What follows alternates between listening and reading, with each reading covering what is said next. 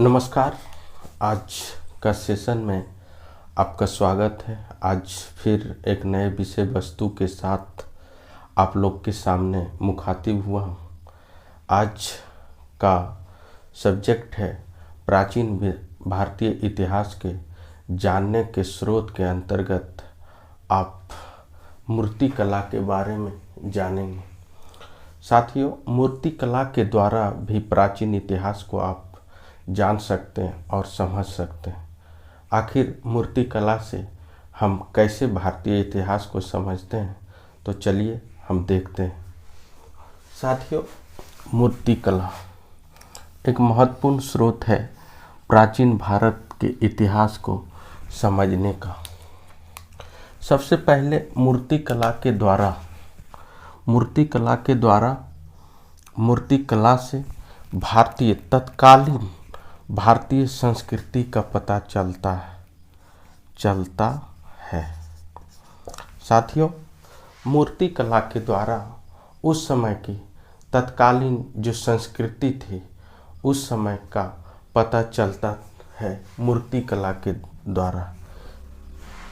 उस समय इससे यह पता चलता है कि उस समय किस देवी देवता को पूजा जाता था।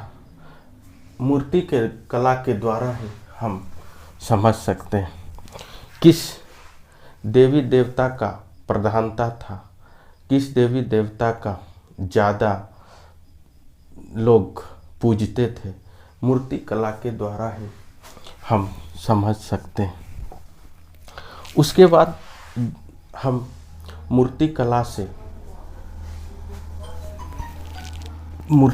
से हम और बहुत कुछ जान सकते हैं। तो चलिए, ये पहला है कि तत्कालीन भारतीय संस्कृति का पता चलता है।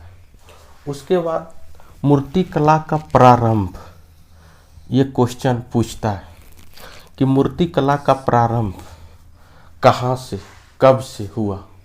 तो मूर्तिकला का प्रारंभ हड़प्पा सभ्यता से हुआ। मूर्तिकला का प्रारंभ हड़प्पा सभ्यता था। सबसे पहले मूर्तिकला का प्रारंभ हड़प्पा सभ्यता से हुआ। उस समय मूर्ति का निर्माण चिकोटी और भ्रष्ट मोम विधि द्वारा मूर्ति का निर्माण किया जाता था। मूर्तिकला का प्रारंभ हड़प्पा सभ्यता से हुआ। उस समय चिकोटी और भ्रष्ट मोम विधि द्वारा छोटी छोटी मूर्तियाँ बनाई जाती थी। तो मूर्तिकला का क्वेश्चन कभी कभी ये पूछता है कि मूर्तिकला का प्रारंभ कब से हुआ, कहाँ से हुआ। तो ये हड़प्पा सभ्यता से हुआ।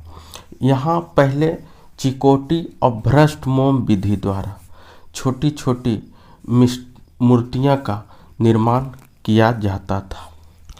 उसके बाद साथियों, तीसरी बात यह है कि मूर्तिकला का विकसित रूप, सबसे ज़्यादा मूर्तिकला का विकसित रूप जो है कुषाण काल में देखने को मिलता है।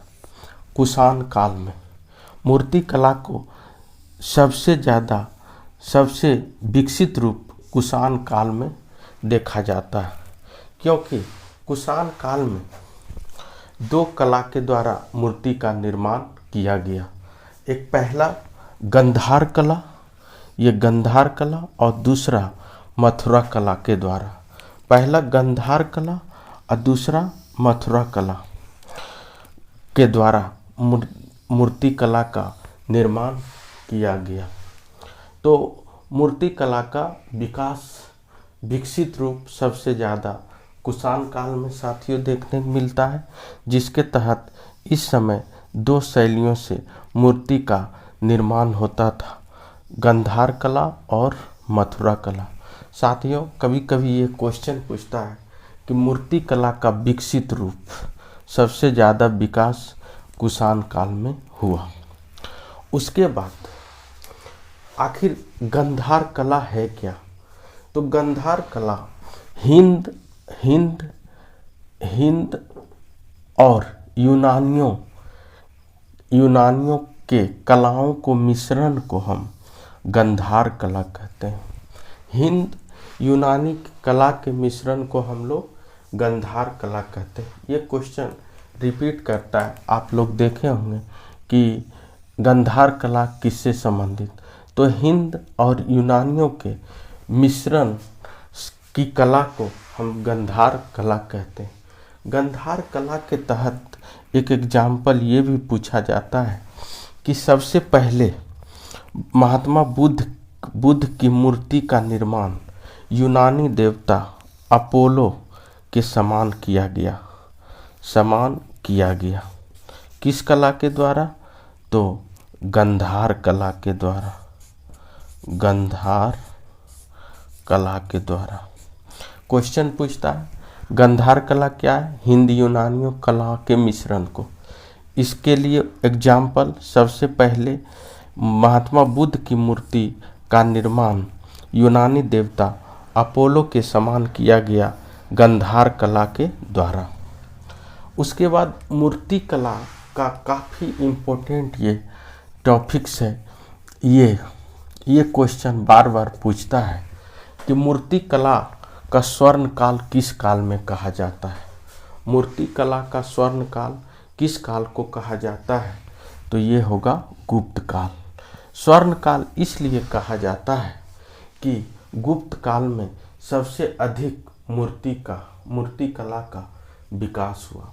मूर्ति कला का विकास सबसे ज़्यादा गुप्त काल में हुआ, इसलिए गुप्त काल को मूर्ति कला का स्वर्ण काल कहा जाता है। तो साथियों, ये क्वेश्चन काफ़ी इम्पोर्टेंट है, ये भी पूछा जाता है। आखिर ये चैप्टर जो है बहुत ही इम्पोर्टेंट है, यहाँ से एक दो क्वेश्चन रहता है। एक और सवाल आता है कि किस कला पे किसका ज़्यादा प्रभाव रहा, तो गंधार कला पे सबसे अधिक प्रभाव विदेशी का रहा, विदेशी प्रभाव गंधार कला। और मथुरा कला पे सबसे ज़्यादा प्रभाव पूर्ण स्वदेशी था या स्वदेशी प्रभाव ज़्यादा रहा। गंधार कला का पूर्ण रूप से ये विदेशी था, विदेशी प्रभाव, और मथुरा कला पूर्ण रूप से स्वदेशी था, ये स्वदेशी प्रभाव पड़ा। साथियों, आप इसका स्क्रीनशॉट ले लें और ध्यान से देखें। साथियों, आज का वीडियो कैसा लगा ज़रूर लाइक, चैनल को सब्सक्राइब और आपको कमेंट करना ना भूलें और शेयर करें। Thank you so much.